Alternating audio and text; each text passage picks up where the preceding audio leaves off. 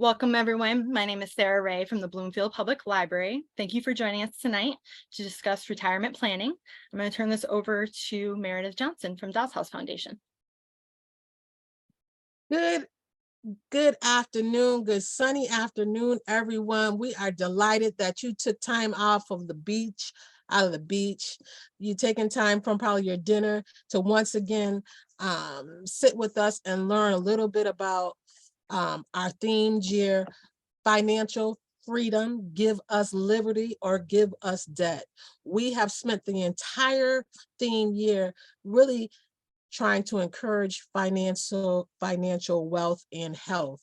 And we have always, in the last 4 years, partnered with Bloomfield. Oh my goodness, the trigger is that I have so many people from Boston on the line, but Bloomfield Public Library as our community partner to inform folks about the good things that are happening around Bloomfield and abroad. This year is our annual awards banquet, Give Me Liberty and Give Me Debt. And we are honored to have the prestigious keynote speaker, Lisa Hines, and she is actually on the call today. You don't want to miss her subject matter expertise in all things financial. We appreciate you taking time out today.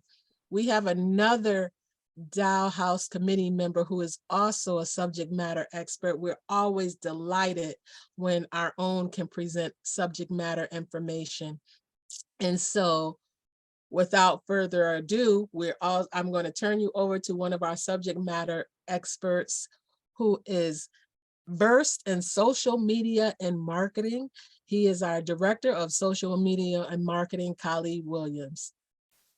Meredith, thank you so much. All right, family, we are here. As Meredith says, I am steeped in the world of social media, and if it's one thing I know, the subject of financial health, financial planning is number 1A right behind inspiration. That is over fashion, that's over makeup, that's over sports.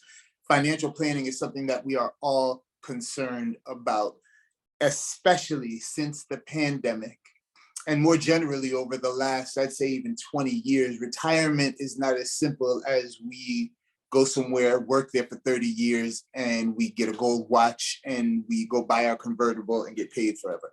Those days are long gone. I know for a fact that I'm a side gigger. I always got a little hustle going, legal hustles. I file my taxes, don't play. And while I'm earning, I know I got to give my 30% to Uncle Sam, but paying myself was never a concern. Then I heard you might need something like 7 figures to retire on, and I know I don't have it. So we have some choices here. We can panic. We can start working 80 hours and end up not saving any money anyway because we spend it on takeout food because we can't cook and all those other things and get stressed out. Or we can slow down, talk to somebody who has information, who's vetted in this industry, and find out what can I do starting today to change my financial life post-work. We are so lucky to have here with us someone who's got over 30 years experience in the financial sector, international experience in planning, pension consulting, and retirement, worked for the Hartford, for Mass Mutual, and has been there to answer questions that I had for years on financial planning. And I will say my financial health, credit score, et cetera, is a lot better due to the advice he has given. Mr. Gary MacQueston is going to be presenting today. Gary, thank you so much for being here for us. Thank you. My name is Gary MacQueston. My purpose in this session is not just to educate you about retirement planning, but to motivate you into taking the actions you need to take and to maintain the actions you may already be taking. I spent 44 years designing corporate pension plans and 401k plans and advising others about the legal rules surrounding these plans, as well as advising companies how they can best respond to the needs of their employees regarding their retirement. During that time, I worked for 3 of the largest insurance companies in the Hartford area as one of their chief technical consultants. I'm not here to sell you anything. I'm not an insurance agent or broker that's trying to sign you up for something. I've got nothing to gain. I'm simply providing education and advice. I'm here to give you the straight facts that will assist you in saving for your retirement and living comfortably in that retirement. I consider my audience to be anyone from a teenager to an existing retiree. There's something for everyone. I've also been retired for 10 years, so I've already experienced what you're planning for. There are many related areas to consider in planning your retirement. They will all affect your ability to retire and retire well. So I have a great deal of information to give you. And to make sure that I cover everything and leave nothing out, I wrote a script for myself that I'm going to refer to. You will also be able to get a copy of the script if you wish to have it. So please don't be stressed out trying to take notes too much. Let me give you a little background. Up to the 1970s when I started, most of the plans that were available were defined benefit plans. That means plans usually based on a formula of a percentage of your salary times your years of service, giving you a monthly pension when you're retired. If you terminated before you retired in the beginning, you got nothing. Employers were not required to put money aside for their employees' retirement while they were working. It was not funded. It was a pay-as-you-go. When someone reached age 65, the employer came up with the money necessary to purchase an annuity from an insurance company. There were few laws protecting pension rights, and a company could just lay you off or terminate you at age 64, and they wouldn't have to pay the pension, believe it or not. And it happened, and it was legal. Also, if a company closed or went bankrupt, frequently there were no assets to pay the accrued pension benefits of the employees because, as I said, it was pay as you go. So the workers lost all rights to a pension. As an example, in the 1960s, my uncle and aunt worked at a clothing factory in Chicopee, Mass. My aunt decided to retire early at 55 and received a pension she accrued. My uncle decided to work to 65 and get a larger pension. 4 years later, when he was 59, the company closed and he lost his pension. He then worked into his late 60s to be able to retire more comfortably. Then in 1974, ERISA was passed, the Employee Retirement Income Security Act, which, among other things, required companies to fund benefits during a worker's employment and also added a vesting schedule, which gave workers a portion of their accrued benefit when they terminated before retirement, if they'd worked at least a minimum number of years. In 1983 came spousal rights legislation that guaranteed spouses certain benefits. Before this was passed, a married person could name anyone they wanted to be the beneficiary under their pension plan. Beginning in 1983, a spouse is automatically the beneficiary of any pension, 401k, of the employee. If the employee wants to take an annuity in a form that does not provide a benefit to the spouse in the event of his death, it cannot be done without the spouse's consent. Even a withdrawal or a loan cannot be taken out without the consent of the spouse. So these are good provisions. Many other laws have been passed since, giving employees more and more rights. First, I want to cover the types of retirement plans we'll be talking about.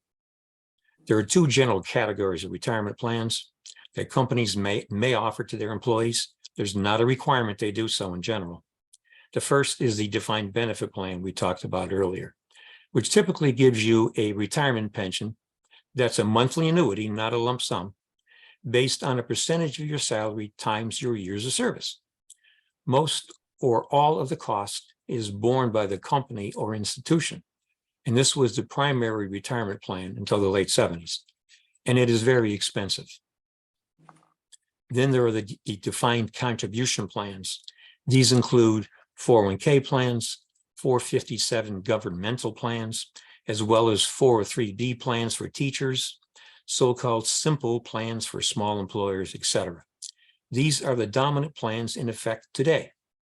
One reason is that there is a lower cost to employers in funding the benefits. Actually, that's a big reason. The 401k plan is generally less expensive for employers to fund. And of course, the employee is expected to contribute in a way much greater than under the old defined plan methods. There are also IRAs, individual retirement accounts, that you can establish yourself whether or not you participate in an employer retirement plan. These can be a traditional pre-tax IRA where you deduct your contribution from your income and pay no tax now, or a Roth IRA, which is post-tax, which means you pay the tax on your contribution now, it's with after-tax money, and you pay no tax on any withdrawals later or your investment income. There are also Roth 401ks that may be established by an employer that work the same way. To establish a Roth IRA, your adjusted gross income must be less than $153,000 for singles or $228,000 for married filing jointly. That's your AGI. Although 79% of American workers were eligible to enroll in a retirement plan last year, only 32% did so. That's kind of amazing. So, when should you start saving for retirement? If you're already doing so, great. Keep it up and increase it as much as possible. If you have not, and I know that there are many of you who have not, start right now. It doesn't matter if you're only 20 years old. Being young is a great time to start due to the magic of compound interest. Even if you don't have retirement savings or you have little savings, it's because it's low on your list of priorities, or it's not even on the list. There's no monthly bill that arrives for a retirement contribution, so it's easy to overlook or ignore it. No matter what your situation is, it must be a top priority, and more so as you get older. If you make it a priority, it will happen. You need to acquire an attitude. I will save for my retirement. Once you make it a priority, you will find a way to make contributions to your retirement. And you have to make that contribution automatic. You can't think, when I get some extra money, I'll put it away for my retirement, or when I get my income tax refund, that's what I'll use it for. Even if that does work, it will be too little and it may be too late. Establish regular contributions to your retirement plan, your 401k, your Roth IRA, etc. If you don't have a retirement plan at work, you can arrange automatic monthly withdrawals from your bank account or credit union account to go to your IRA. It's easy to do. Now, the big question is, I find this to be probably the most important question and what I'm going to spend a lot of time talking about. Where are you going to find the money to fund your retirement? Okay. The first thing you need to do is find out where your money is going now. Review all your expenses for the past 2 years. I say 2 years because the past year may be an aberration. It may not be your normal spending patterns. It may not truly reflect where your money is going. So go do it over 2 years. Break down your expenses into categories. For example, food, entertainment, meaning movies, drinks, restaurants, utilities, car expenses, loan repayments, credit card payments, lunch money, clothes, you name it. You may be shocked to see how much you're spending in some of these categories. In fact, I know you will be shocked. This knowledge will empower you to take steps to reduce those expenses where you can. Just the act of examining your spending habits will lead to better control over them. I guarantee it. And break it down to your daily and weekly habits too. Do you frequent Starbucks, Dunkin'? Do you buy your lunch at a takeout restaurant or the cafeteria at work every day? How much do these seemingly small expenses cost you each week? Prepare to be shocked. How often do you go out for entertainment? Drinks, movies? Do you drive yourself to work? Do you smoke? Do you play the lottery? The trade-offs. What can you live without? Do you really need to spend on all those items you're accustomed to? Reviewing those expenses will make them really stand out for you, and you'll find where the money is going and how to cut back. I'll give you some examples. Make your own lunch at home. Instead of spending $5, $10 or more every day buying lunch at work or at a restaurant, I made my own and saved $25 to $50 a week. You can bring water too. And if that's too bland, bring a flavoring like Mio and add it to your water. Make your own coffee at home and skip Starbucks. Bring it to work. Buy a nice big insulated container for your homemade coffee. It will pay for itself in a week and the savings will never end. Do you need a new car every few years or do you lease a car? Make do with your existing car and save money on car loans and lost depreciation. On average, American cars are now 12 and a half years old. That's a record. Reduce your use of takeout food and restaurants. I know people who get takeout food nearly every night, present company excluded. Food delivery services like DoorDash have made it easy and even more common. It's very expensive. And if you add it all up, you'll be shocked how much you're spending and how unhealthy a lot of it is. We're talking about up to $500 or $600 per month for some people. Reduce the frequency of those takeouts. Cook more meals at home and don't overlook the leftovers. You'll save a lot. Review your cell phone plan. There are loads of good deals now. Don't be locked into your plan that you've had for years and years because, oh, it works great.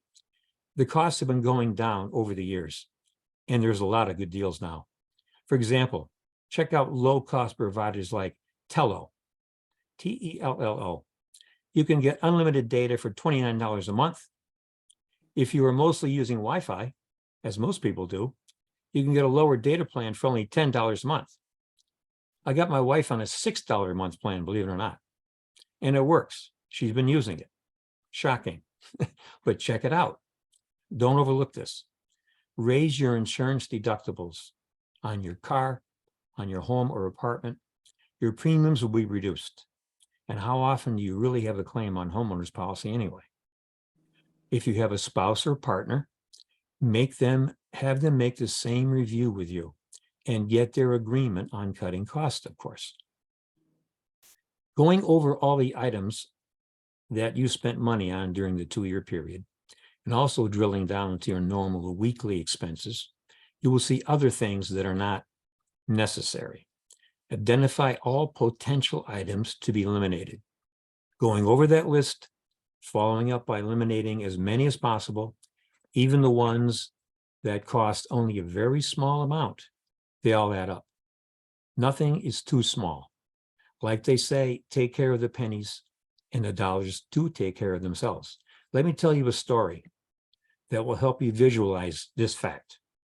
In the 1960s, and I remember this, believe it or not, I'm old enough, there had been a period of severe drought in New England. And Boston area communities were short of water, or they had severe restrictions on water. They proposed diverting a portion of the Connecticut River to eastern Massachusetts to increase the water supply to many communities. So, of course, there was opposition to this, but they studied it anyway, of course. First, they decided to do a thorough check of all the connections to all those communities, their pipelines, including the pipelines from the Quabbin Reservoir and the Wachusett Reservoir and several others. And there were hundreds of these connections that had not been checked in some cases for many years, or they were outdated. They discovered a large number of leaks and other conditions and situations that cause water to be wasted. They fixed all those leaks over a 2-year period and made sure that water was not wasted for any reason. And they increased the flow so much that they did not need to consider diverting water from the river. In later years, the drought ended and that chapter was closed. Think of your expenses as the leaks, some of the leaks in your financial pipeline. Those expenses you don't need to have, let's say. There will be a range of them from very small to very big. Plug up all those leaks, even the tiny ones, and watch the flow of your disposable income increase. Income that you can now put to good use in a retirement program. Nothing is too small to be overlooked. Also, stop getting big tax refunds. I used my tax refund when I bought a house first many years ago to help me pay for that house. I'm not sure if I could have afforded the house if I didn't pay close attention to how much money was being withheld from my paycheck. If you are getting big tax refunds, it means that you have overpaid your taxes. And Uncle Sam, you gave Uncle Sam or the state of Connecticut a tax-free loan, and you could have used that money to fund your retirement. Make a budget and stick to it. If you do, don't just pay the bills and anything else that you want and see if there's any left over. Okay? Be proactive. Figure out how much you're willing to spend in different categories and don't go over it. Entertainment, go out less frequently. Going out to the movies and getting drinks and food afterwards adds up. Get Netflix for movies instead of going out. Make popcorn and pop in a frozen pizza later. Have your friends over or go to their houses. It's just as fun and it costs very little. Groceries. Visit the grocery store every 7 days and get everything on your list and nothing that's not on the list, unless you forgot an essential item, of course, that would have been on the list. Don't go back to the store for more in between. For the really serious, shop every 8 or 9 days instead of every 7, forcing you to maximize the leftovers and be creative with what you have. Less visits means less impulse buying too. Now that you found some money, what do you do with it? If you have large credit card balances, pay them down first. This is very important. They undoubtedly carry higher interest rates than you will earn in a retirement or savings account, and it's a losing situation. The only exception is if your employer offers a matching contribution in your retirement plan. Take advantage of that because you'd be doubling your money, and you can't beat that. Consider balance transfers to another credit card with a lower rate, and avoid cash advances from credit cards like the plague. They carry a very high interest rate. Arrange the cards in order of the interest rates that they are charging on the balance, from high to low. Make the minimum payments on all the cards on time. You want to build up your credit score. That's important also. But start applying your extra money that you found to pay down the card with the highest rate, not the highest balance. Okay? Then move on to the next highest rate as each one is paid off. Of course, you'll want to keep 1 or 2 for convenience or emergencies, but pay any balance each month before the payments due. Don't cancel all the cards. It will affect your credit score. Just cut up those you've paid off and don't want to use anymore, except for the 1 or 2 you want to have on hand, because a lower overall credit limit will negatively affect your credit score, resulting in higher rates for loans and car and homeowners insurance. The higher your credit score, the better the deals on loans and insurance payments. And make sure you pay your bills on time. That's probably the biggest factor that affects your credit score. Set up automatic payments if possible. That makes it painless in case you're going to forget. Once your credit card balances are low or eliminated, go to this next segment. Now, if you do not have large credit card balances and you're enrolled in a 401k plan, maximize your contributions. Make contributions at least equal to the highest level that will be matched by your employer. If you have additional money to contribute, open a Roth IRA and contribute up to the maximum each year if possible. Don't forget that your spouse can also open a Roth IRA and contribute up to the maximum if you file a joint return. And if you still have additional money to invest, make additional contributions to the 401k plan up to the maximum. When you get a raise, the first thing to do is increase your contribution to your 401k or Roth IRA if you have not already maxed out. Every time I got a raise, I increase my contributions. If you never receive it and never get used to it, you'll never miss it. If you do not have now large credit card balances and your employer does not offer a 401k plan or other plan, open a Roth IRA and have your spouse do the same. If you have additional money, open a savings account at a financial institution that offers a variety of investments, stocks, bonds, if you prefer, money market, etc. If you like to invest in stocks, talk to a good financial advisor. I personally favor index funds. I want to spread the risk around. I've had bad luck in the past trying to pick a winner. I've had some good luck, but you don't want to take chances unless you're an expert. Okay, leave it to the experts. Okay, index funds are worthwhile, especially exchange traded funds. They can tell you all about those. And I won't be going into a lot of financial details. I'm not a financial expert. I'm a retirement expert. Okay. Note that the average return of the S&P 500 over history is about 10%. It doesn't mean you're going to get 10% every year, okay? It's a long-term investment. So unless you're knowledgeable, get a good investment advisor, especially I would recommend a fiduciary. And I'll talk more about that later, one who's also a fiduciary. If you're married, as long as one of you is working, both of you can set up an IRA and make contributions to it. As long as the total contribution you both make doesn't exceed your income. I think that's probably not going to happen. The IRAs are separate and belong exclusively to each person. So some of you will like having something that's all yours and no one can take away. So for 2023, the maximum contribution for a 401k plan is $22,500 if you're under age 50. If you're over age 50, it's $30,000, and it's called a catch-up contribution. You're allowed to make additional because you're older, and you want to sock more money away if possible. For an IRA, it's $6,500 for those that are under 50, and $7,500, an extra $1,000 if you're 50 or more. A good reason for lower income wage earners to make retirement contributions is to take advantage of the saver's credit.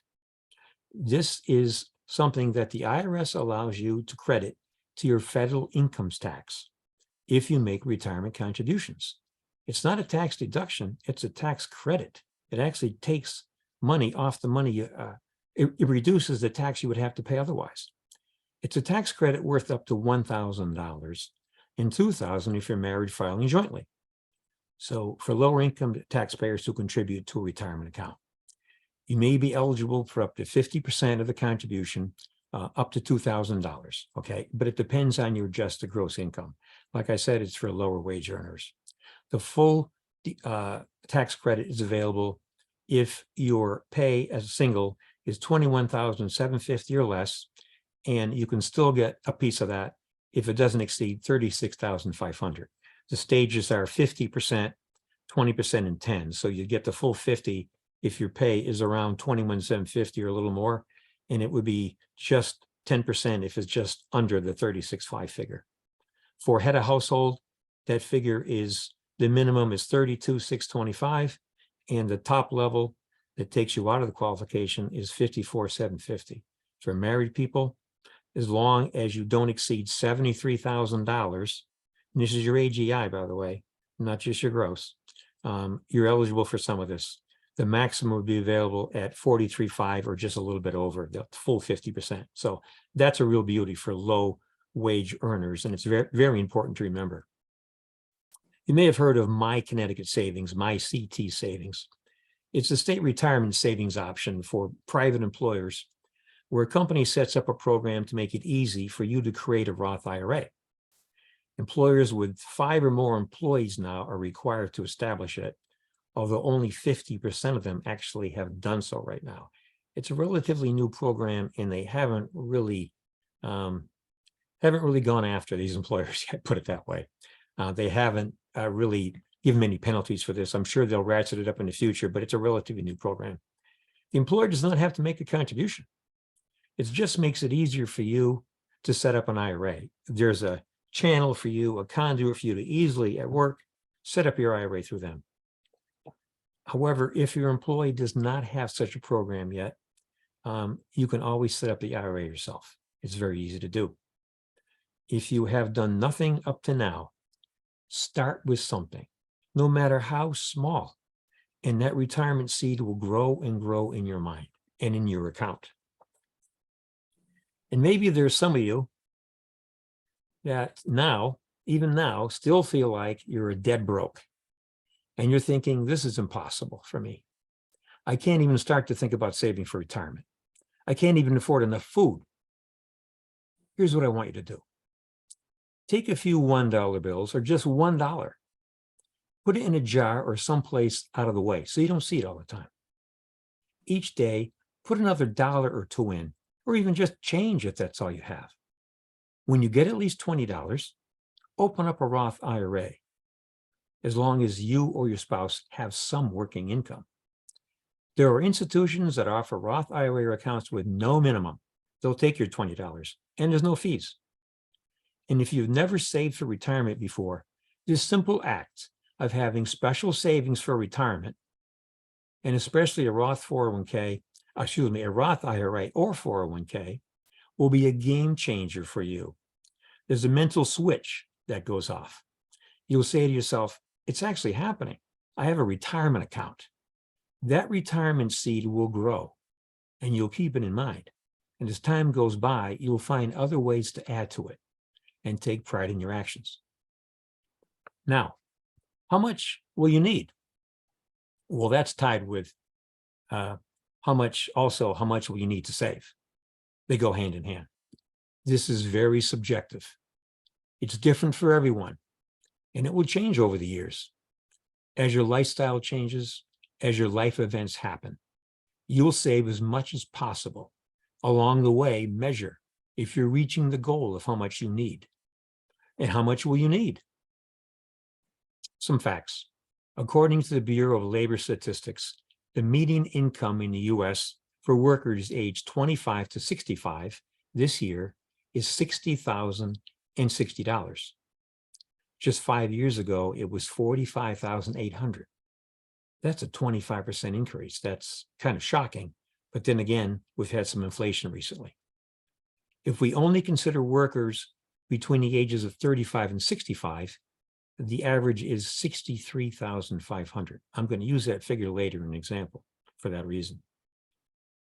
You'll see many studies from financial institutions or firms talking about retirement that will tell you you may need to save 7, 8, 9, even 10 times your annual income to have enough to retire. And that will scare you. But the real answer is that it's different for everyone. And one important factor that's not taken into account is what monthly retirement income you will have from Social Security and other pensions, including your 401k.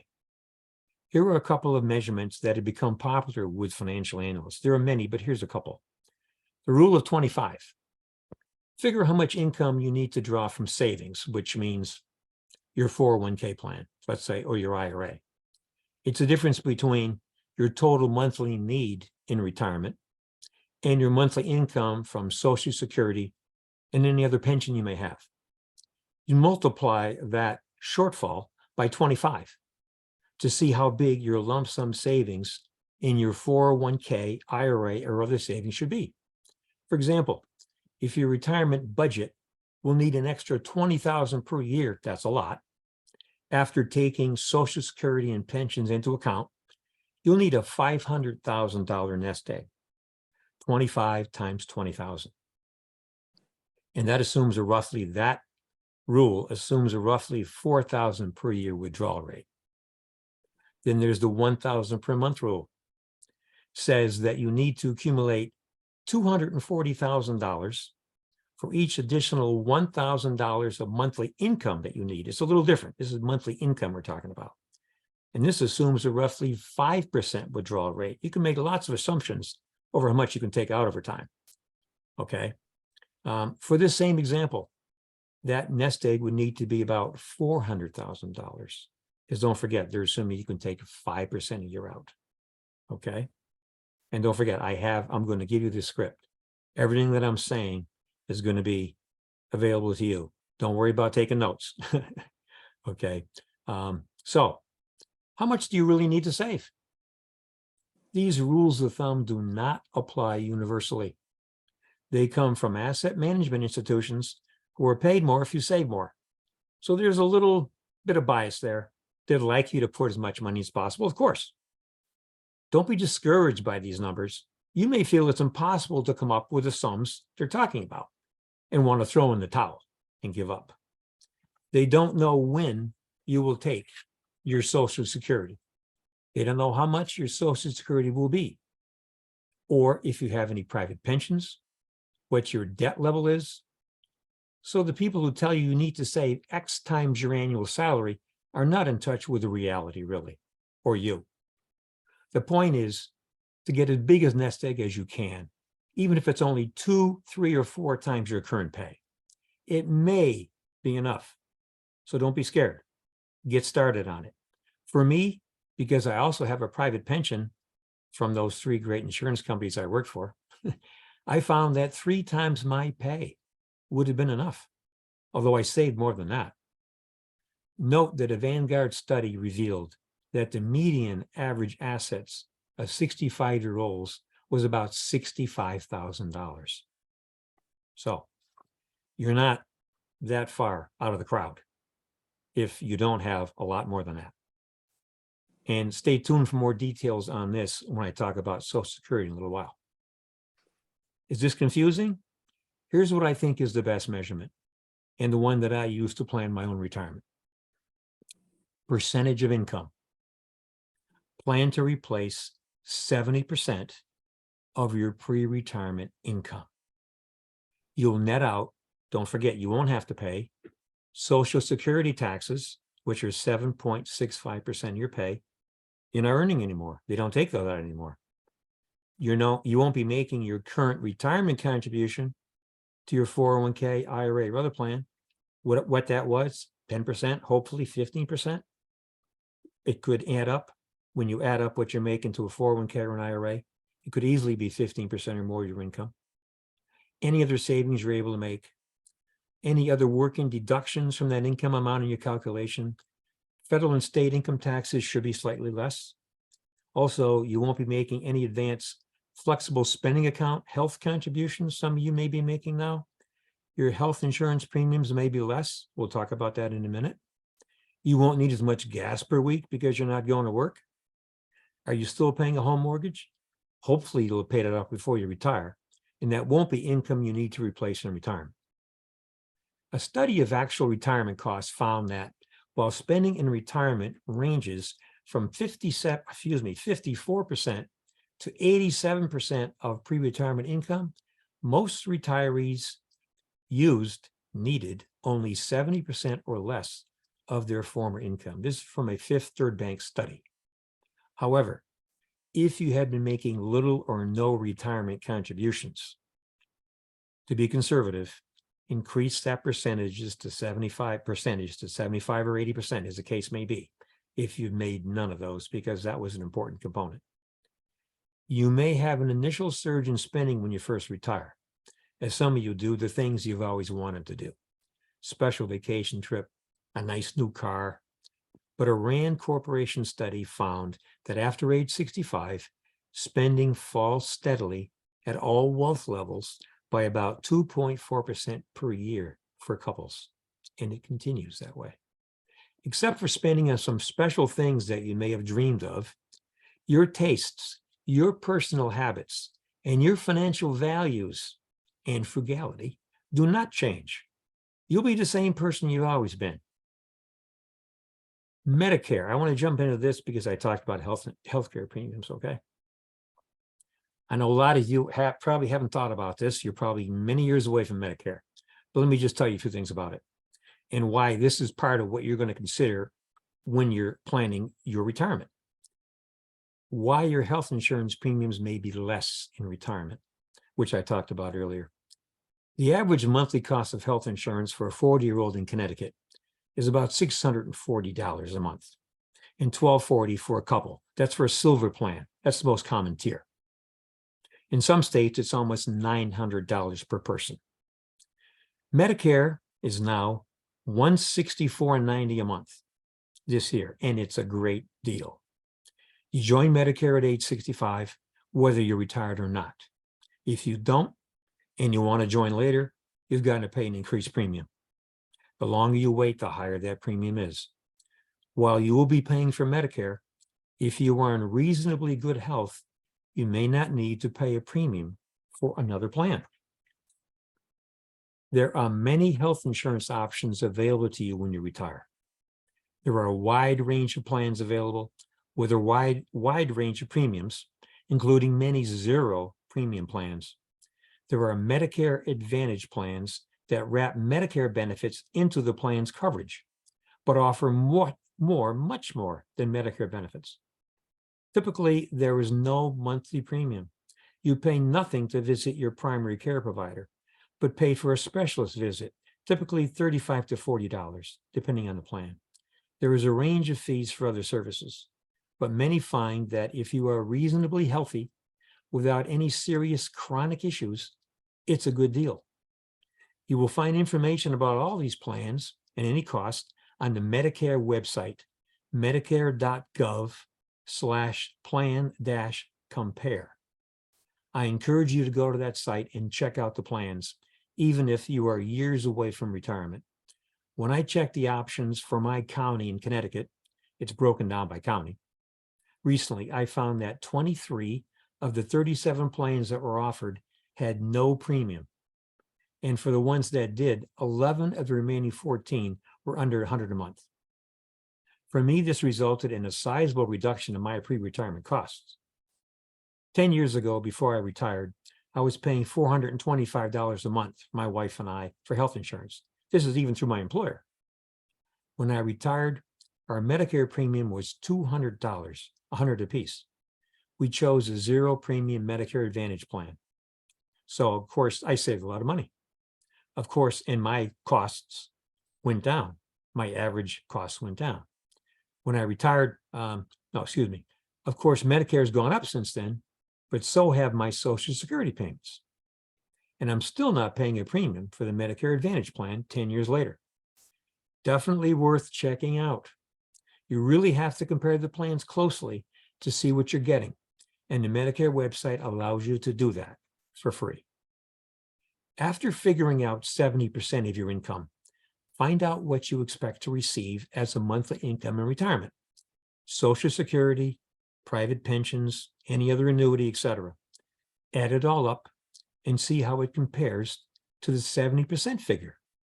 And don't forget to include your spouse if you're married. If you have a shortfall, you can reduce your expenses, reduce that shortfall, and even eliminate it. Remember, spending levels generally fall over the years, and so should any shortfall. Investing your savings. If you're covered by a 401k or other retirement plan, there will be investment choices offered to you with education available as to what each contain, including links to or contacts to an investment professional that can advise you if you wish to do so. In your younger years, equity investment stocks should be a major part of your investment portfolio to some extent. There will be tools for you to make this decision. As I said, if you're not sure, contact a qualified financial advisor. I recommend myself one who is a fiduciary. A fiduciary advisor is someone who is legally bound to act in your best interests, not their own. Not that they always do. There's some great ones out there, all types, but non-fiduciary financial advisors, it's not a legal requirement to put your needs ahead of their own, although many of them will, okay? And they generally are earning commissions on having you invest in stocks, or they may be steering you to particular stocks that are also in their interest, okay? It's possible. The fiduciary won't do that. He's simply, it's fee-based advice is what it is. Stock market index funds are a good choice. The expenses are low and performance reflects the stock market in general. And usually index funds of one type or another are the only stock funds offered under the company plan, other than company stock in a fixed interest fund, a guarantee fund. If you're in a Roth IRA or traditional IRA, you may be given very different choices depending on where your IRA is invested, including a wide range of individual stocks and mutual funds. As you get closer to retirement age, you will need to be more conservative and have a higher percentage in bonds and perhaps guaranteed interest funds or money market funds. It all depends on how much risk you're willing to take. And again, if you're unsure, seek the advice of a professional. Compound interest, the eighth wonder of the world. Albert Einstein once said that compound interest was the eighth wonder of the world. He went on to say that those who understand it earn it, and those who don't will pay it. It's when the interest you earn on a principal balance is reinvested over time and generates additional interest over time. Now, I'll give you an example that I really like. Susie Orman, the financial advisor, once gave a great example of compound interest that I try to come up with my own, but I can't beat this one. Here it is. Example 1. You invest $300 every month from age 25 to age 40, 15 years in total. And your earnings, your investment earns 8% a year. Okay, that's not impossible in a stock fund. At age 40, it'll be worth $104,500 at 8%. Let's assume you never make another contribution. Just those 15 years you stopped at age 40. You keep that $104,500 invested. It continues to earn an average return of 8%. When you turn 70, it'll be worth $1.05 million. You invested a total of $54,000 initially, and now you got over $1 million. Take example 2. Instead of starting your investing at age 25, you wait till you're 40 when you realize you need to get serious about retirement. Like before, you invest $300 per month, but now you do it for 30 years, all the way to age 70. So from age 40 to age 70, you're investing that $300 a month, twice as much as the other person who is age 25 to 40. So earning the same 8% interest. How much do you think you'll have if you invest that same amount, but do it for twice as long?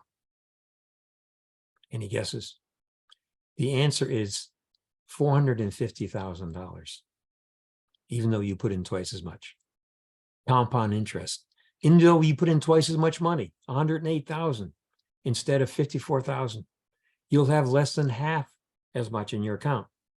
That's because your money only had 30 years to compound instead of the 45 it had from age 25. The amount of time was twice as important as the amount of money you invested. Amazing, isn't it? To do your own calculations and projections of what compound interest can do for you at different contribution levels right now, which I think is very important. You can put your age in, you put the length of time you're going to be putting this in, what interest rate you want to assume. This is a great calculator. Go to the compound interest calculator on the U.S. Securities and Exchange Commission's website.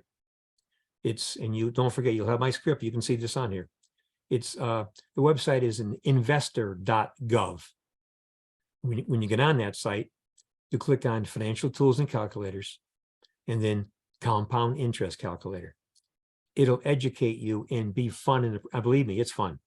You put this in there and it's just amazing how it works. If I put this in for how long, how much this will work. And if I put this in for this period, and then I stop and I do this, it'll do all that for you for free. And it's a government calculator, you know, it's got to be honest, right? So start making your contributions as early as possible and watch the magic happen. Next, I want to talk about Social Security, how it's calculated, and what you can expect to receive. Hopefully, I will demystify this for you. Some say Social Security won't be around when you retire. Not true.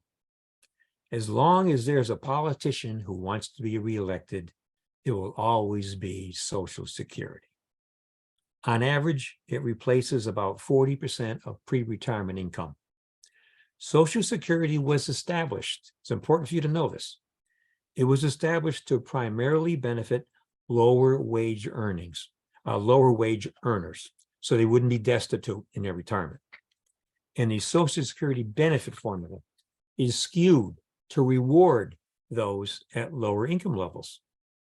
So Workers with lower pay levels will receive a greater percentage of their working pay than higher paid workers. To qualify for retirement benefits, you need to have accumulated at least 40 quarters of coverage, meaning 40 quarters of a year in Social Security covered employment, where you're making Social Security contributions, during which you earned at least a minimum amount that is set by the Social Security Administration. Currently, that's $1,640 per quarter, per calendar quarter.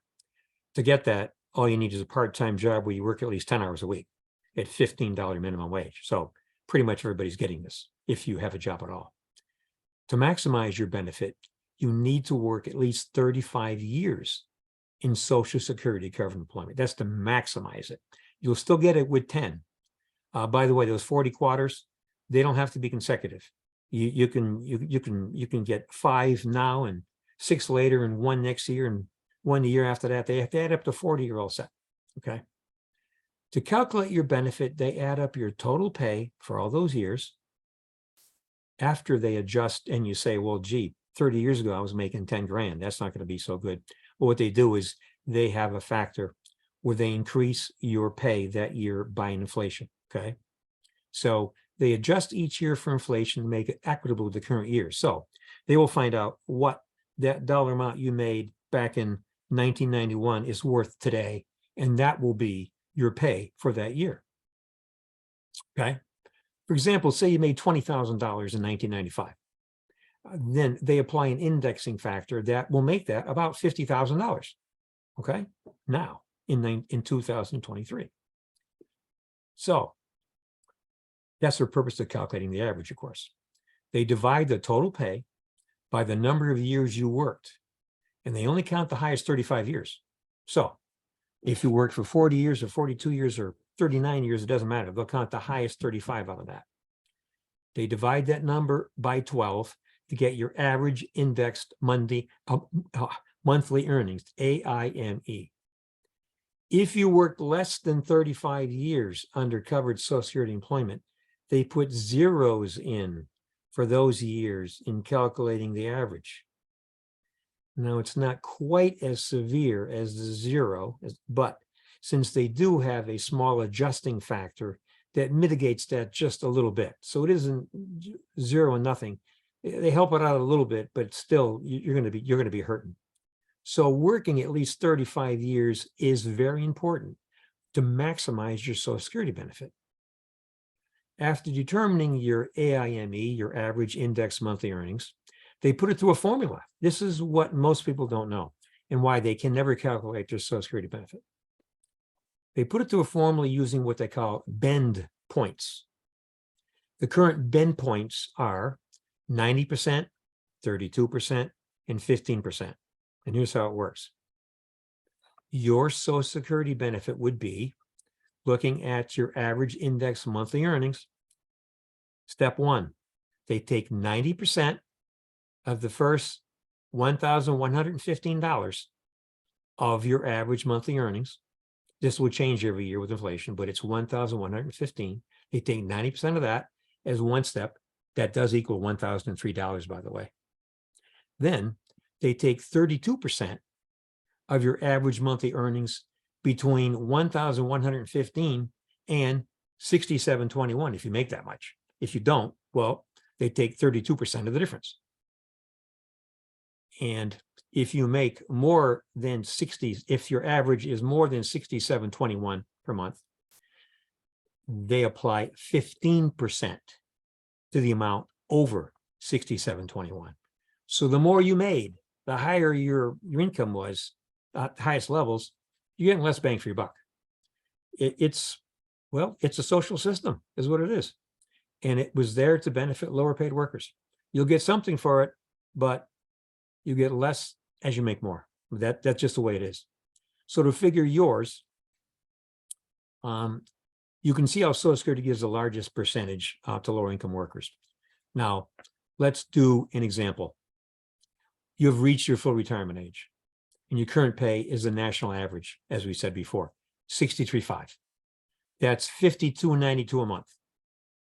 Assume your AIME, your average monthly earnings, is 90% of that. Because frankly, I've done some calculations and it kind of works out that way. It's a little different. It may be 87, it may be 92, but pretty much as long as your pay has been relatively stable and increase and not, you didn't all of a sudden, hit the jackpot in a job 10 years ago and you're making double your salary. Pretty much it's going to be about 90% of what your current pay is going to be your average. Don't forget, they increased all those years with an indexing factor. They brought it all up for inflation. So it's going to be pretty close. So we're taking 90% of that AIME. So that comes out to 90% of that 5292. That was 63.5 divided by 12. 90% of that is 4,763 per month. So you got 4,763 is your average. Now we'll apply it to the bend points. We take 90% of the first 1,115, which equals $1,003. Plus you've got 3,648 left that exceeded that 1,115, okay? 32% of that is the next bend point. That gives you an additional $1,167. We add up 1,167 and the $1,003, the first bend point, and your total Social Security benefit at full retirement age would be $2,170. Okay. If you have a spouse, the spouse would receive an additional $1,085, half of your full amount, for a total of $3,255, which equals $39,060 a year. But if your spouse also worked, they'll do the calculation separately for her because she may be entitled to a greater benefit than one half of yours, depending on her work record. So she would get the higher of that, the higher of half of yours or Social Security in her own right. So, but you're at least guaranteed to get another half of your Social Security, and you can count on that, okay? Now, you need to replace 70% of your income. So that total would be $44,450. That's 70% of your 63.5, okay? Reduce that by the $39,060 you got from your Social Security payment, which we just calculated, okay? This assumes, I'm assuming you have no other retirement income, okay? If you do, great. Add it to that 39,000 to match it against the 44,450, which is 70%, as I said, of your gross pay, your total pay. So if you just have the 39,060, there's a shortfall of 5,390 per year. You needed to have 44,450. You only have 39,060. So under the rule of 25, let's look back at that. It says you need a lump sum of $134,750 to handle that shortfall. That's assuming 4% withdrawals. That 4% is going to give you the difference to get to your extra 5,390.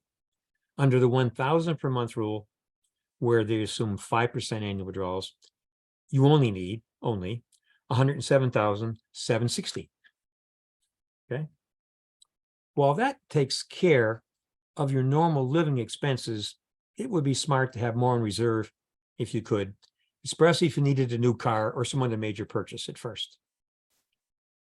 If you have carefully examined your expenses and cut out the money wasting habits that many have, you may not have a shortfall at all. You may already be living on less than 70% of your gross income. And if not, I would strongly consider delaying your retirement. Assuming your full retirement age was age 67, if you waited just 2 more years and retired at age 69 at that level, it will give you an additional $6,240 per year in income, wiping out that shortfall and more with 2 more years. Go to the Social Security website, ssa.gov, and sign up for an account. Use the retirement estimator on the Social Security Administration website.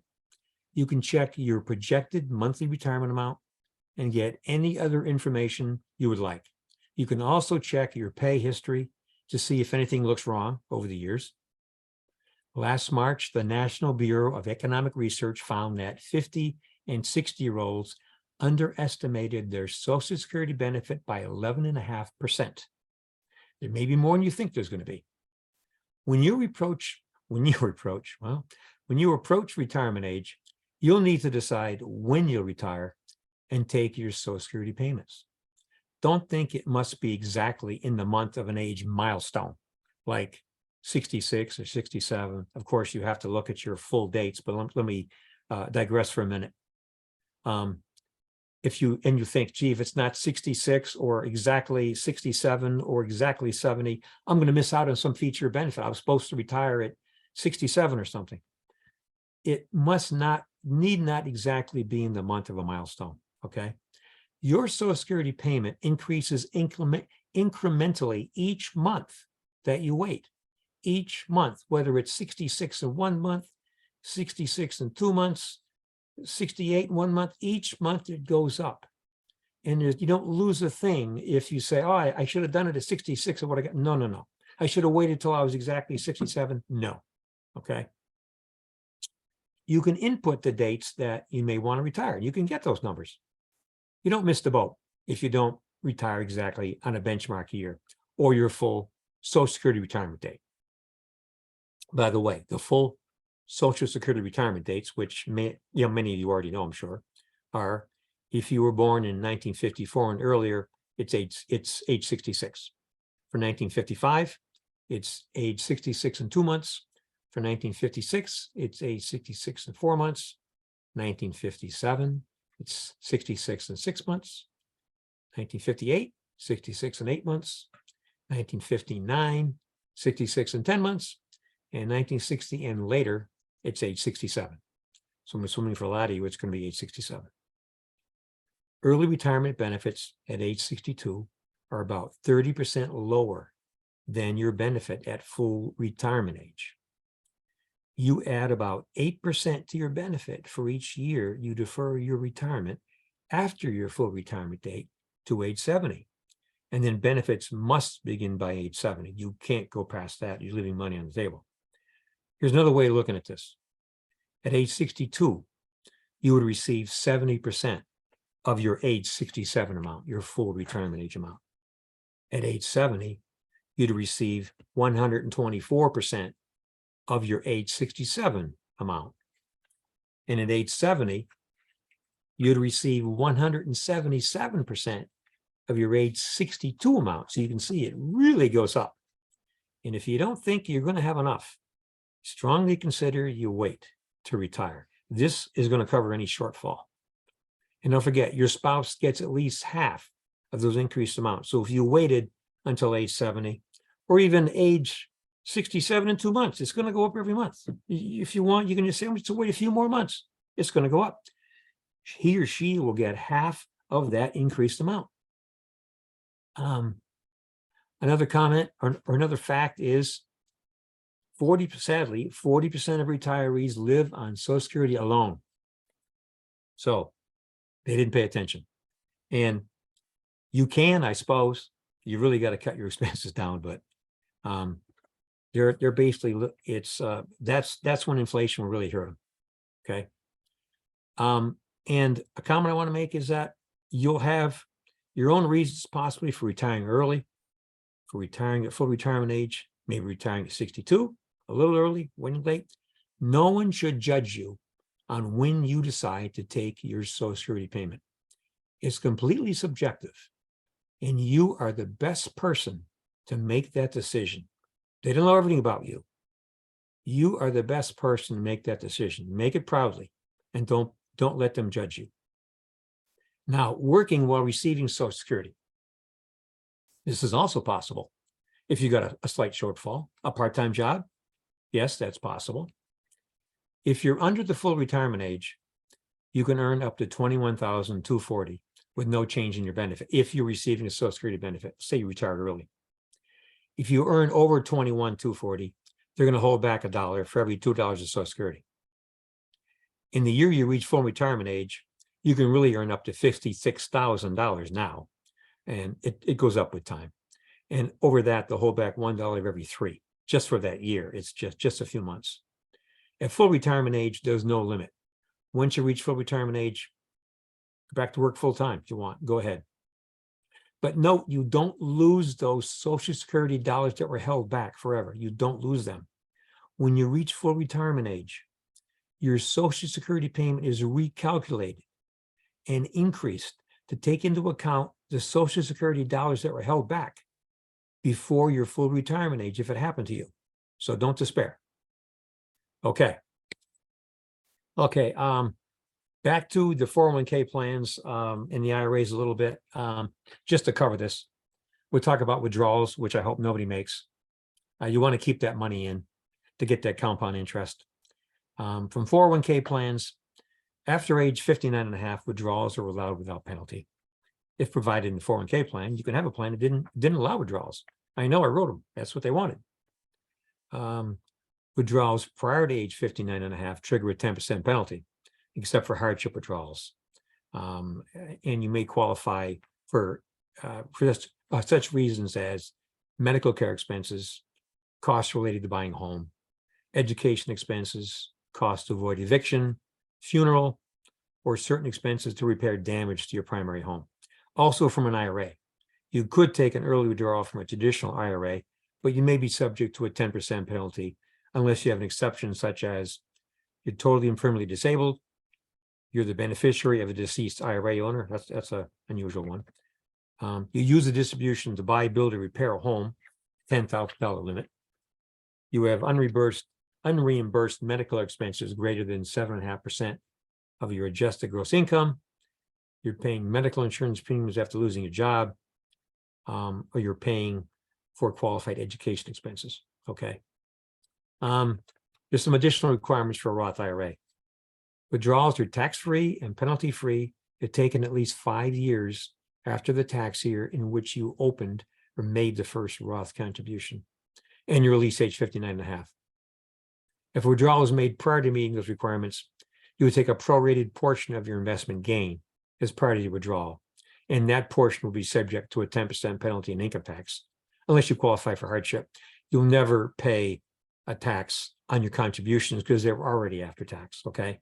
And the beauty of the IRA is that it grows and grows and it never gets taxed. Now, the IRS will require at least minimum withdrawals of your retirement savings, other than Roth IRA. If you're born between 1951 and 59, required minimum distributions from your 401k or non-Roth IRA must begin at age 73. This just increased a little while ago. If you're born in 1960 or later, they got to be age 75. That bumped it up a lot. It was 70 and a half. And so for all those pre-tax contributions that were made by you and your employer, the tax man is finally coming to call. You can delay that withdrawal, the first withdrawal, until April 1 of the following year, but then you'd have to take two that year. The one you delayed from the year before and the one in the year you're in, okay? Each year the withdrawals are due by December 31st. What they are is there's an index that calculates a percentage of the balance you had of the previous December 31st. They calculate it, they tell you. If you don't make the necessary withdrawal, there's a penalty equal to 25% of the amount that you needed to withdraw.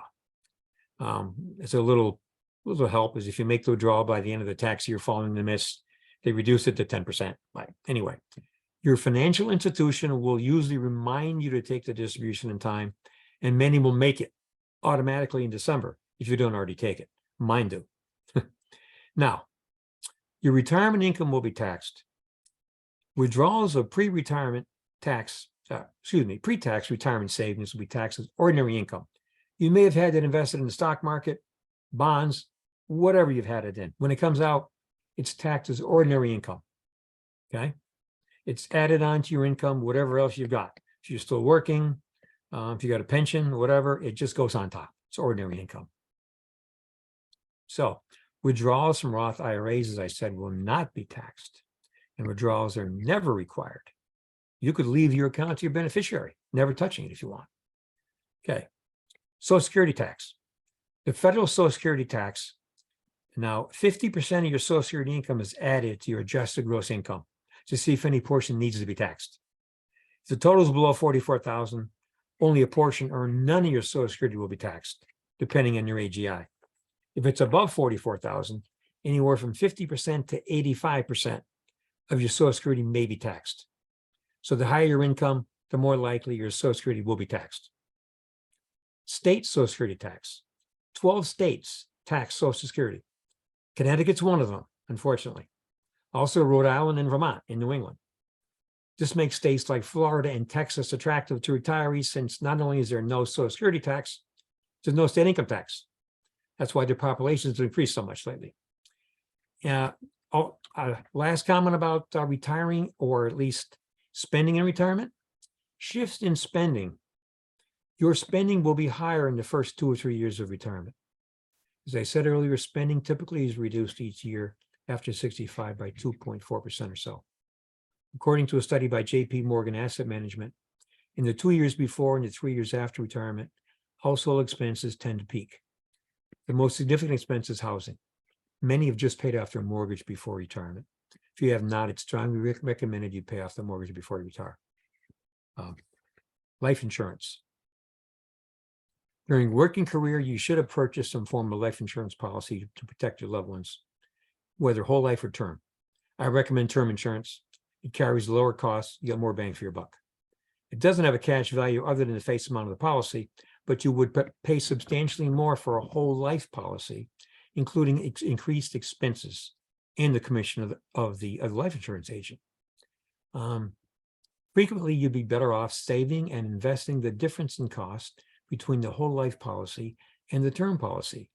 Nearing retirement, that issue should have been addressed years ago. I see many ads on TV promoting plans for, let's say, the $10 a month plan. No medical exam required, with an elderly, sometimes bedridden person telling their family they just purchased a $10 a month plan, all will be taken care of. Insurance companies are not fools. They know that these people want insurance now because they're elderly, sometimes in poor health, may not live long. Trying to get insurance when you're in poor health, possibly close to death, is called anti-selection. If the only people who took insurance were those close to death, the insurance companies would soon go under.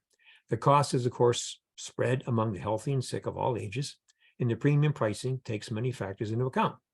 Plans like the $10 plan may confuse you. There seems to be an assumption that the payout for the $10 plan is $6,000 or even $10,000.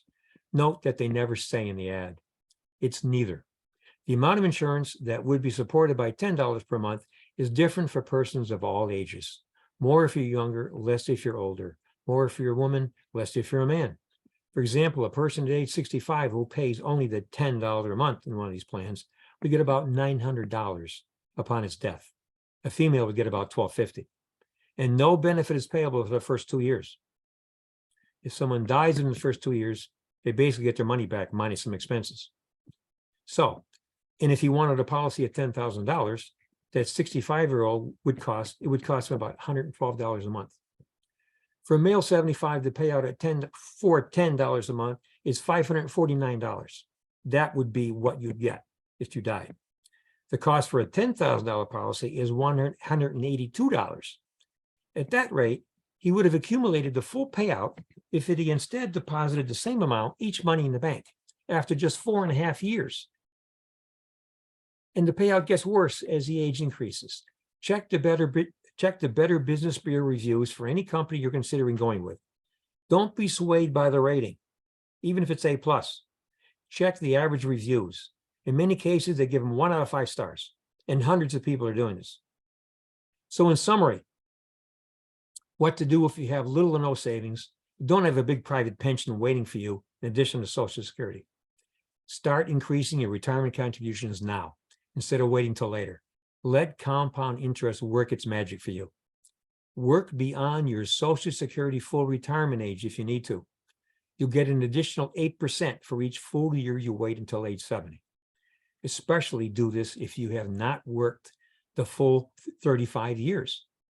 The extra years you wait not only add 8% to your Social Security payment, but it should increase it beyond the 8% increase, assuming you're at a pay level now that's higher than your 35-year average.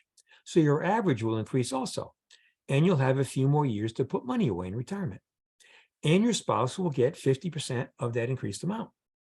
Contribute as much as possible to whatever retirement vehicles are available to you.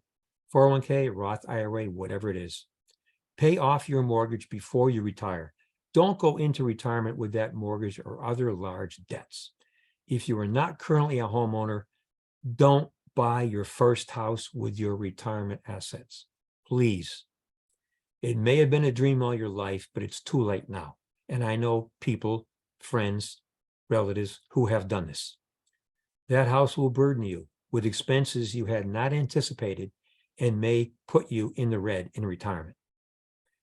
That's the end of my presentation, and I hope you've all found that helpful.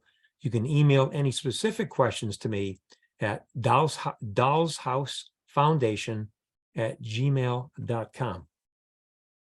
Thank you, Gary, so much. Thank you. It was so informative. I was communicating with one of the board of directors, Marcia Lawrence Edmonds. I just flipped her whole name up. And I said, oh my goodness, I am so scared right now. $400,000. Wow. But I Do not also be have to afraid. listen. I also have to listen and know that, well, There's hope. Gary is a Dow's House member, so he'll sit down with me and let me know there's nothing to be afraid of. I've already started. So thank you all so much. And if you found this to be so detail orientated and informative, Gary's going to be forwarding the script. Please, Yes. please, please, with open arms, he has invited you to reach out to him at dowshousefoundation@gmail.com. Also, if you thought this was informative, September 7th, we will have a subject matter expert who's on the phone right now, Kyle Edmonds. He will be presenting a general thought process related to estate planning. Then we'll have a subject matter expert in December talking about financial planning and home buying. And for our annual banquet, we will have Lisa Hines, and she will be discussing all things financial wealth. So please, please, please, financial health and wealth. So please continue to support us at Dow's House. Continue to support our very much established partnership with Bloomfield Public Library. They are always supportive. They have gotten to the point now where they say, okay, Dow's House, we're doing our calendar year. What's going on? What dates can we secure? So thank you so much, Sarah. We will be, and at one point in time in the future, we will hopefully be hosting an in-person event at our beautiful new library. So thank you, partnership. Thank you all of those who attended, and I hope to see you soon. Thank you.